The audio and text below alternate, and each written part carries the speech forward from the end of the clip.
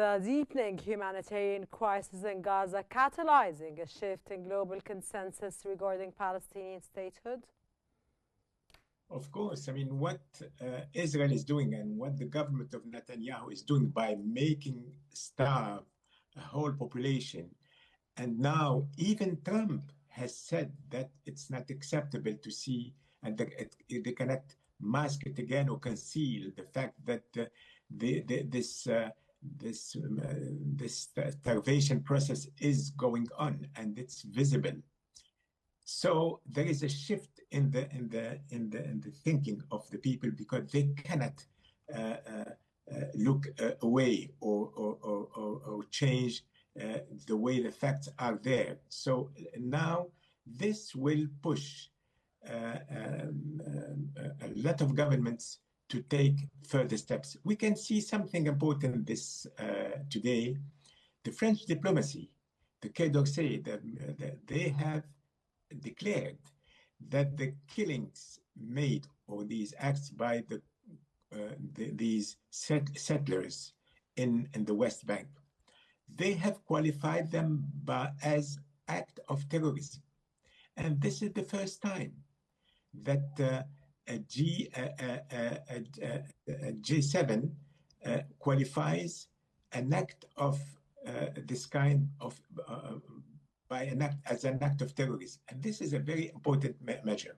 We have seen Holland, the Netherlands, they have decided to, they are on the process to put Smotrich and Ben-Gvir as extremists on the list of banned people not accepted in the EU Schengen system.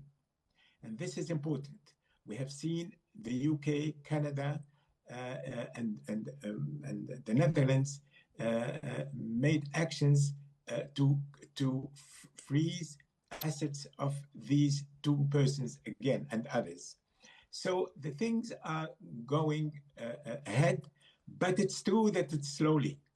And the more we wait, the more we have more killings, and we are not going, it's true that we are not going to recognize Palestine when there is no Palestinians anymore.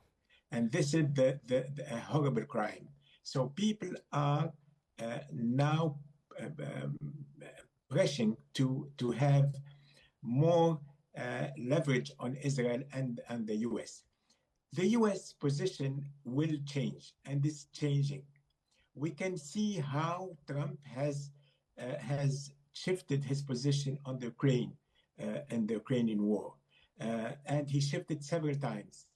We have to put pressure, convince Trump, his administration, that this position is not sustainable, and one day he will be accountable of this. And Trump is a smart guy in the business science of the world, and he can change position.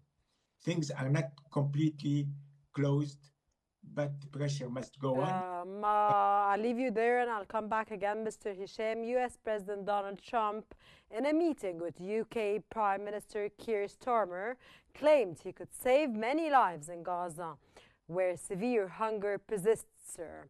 How might Trump intend to fulfill such promises while the United States boycotts this urgent international conference, which I mentioned at the beginning of the episode, sir, that they are not, both Israel and the United States are absent from this very important international conference, which they should be available in or attending? Well, the U.S. and Israel, the United States cannot put pressure to bear on Israel in order to open the crossings to allow humanitarian assistance in. And this happened before. It happened on more serious things. So President Trump called Netanyahu at one point in time and told him the planes that went to attack Iran, I want them to return now. And what happened? They returned. And that is the point. So, and Trump has also decided that no, there are people who are starving in Gaza. So he said the pictures that he has seen and the videos that he has seen indicate that there are starving people in Gaza. So this may entice him to put pressure to bear on Netanyahu in order to open the borders. And I think the pressure not coming only from the US, the whole international community, and there are reports that even the ambassador of Israel in Washington send reports back to his leaders and saying that the situation and the image of Israel has suffered a lot, and the time has come for them to change their position. And they have. Of course, not enough. The question is that this has to change much quicker, as you said, and to allow all kinds of humanitarian assistance in, and at the end of the day, to reach an agreement to end this war. Mr. Hisham, what could be the rationale behind the American absence from this very important international conference that we're discussing now? Because Israel is against the conference and the United States is taking a position that Who has the upper hand, sir? Israel or the United States?